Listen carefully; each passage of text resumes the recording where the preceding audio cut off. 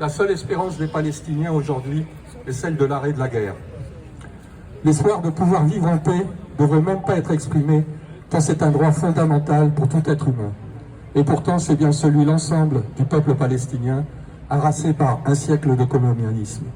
Cette colonisation, accélérée depuis 1948, est la conséquence de la déclaration unilatérale de la création d'Israël sur la base d'engagements jamais tenus. Ces déportations massives n'ont jamais cessé et se sont transformées en massacres. Et nous, la France, le pays universellement cité pour la notion des droits de l'homme, que faisons-nous face à ces milliers d'otages aux vies brisées et à cette violation du droit international? Exiger que l'ensemble des soignants détenus par l'armée israélienne soient libérés.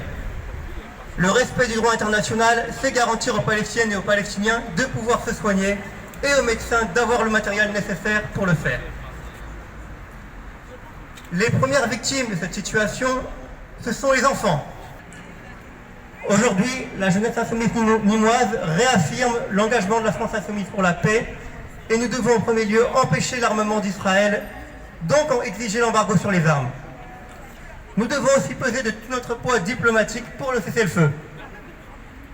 Tout doit ensuite être mis en œuvre pour fournir l'aide humanitaire dont les Palestiniennes et les Palestiniens ont besoin.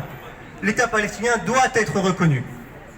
Et puisqu'Emmanuel Macron refuse d'aller vers la paix, puisqu'il refuse aux Palestiniennes et aux Palestiniens le droit de voir leur État reconnu, nous disons ici qu'il doit partir. Plus un soutien pour Netanyahou ne doit rester au pouvoir.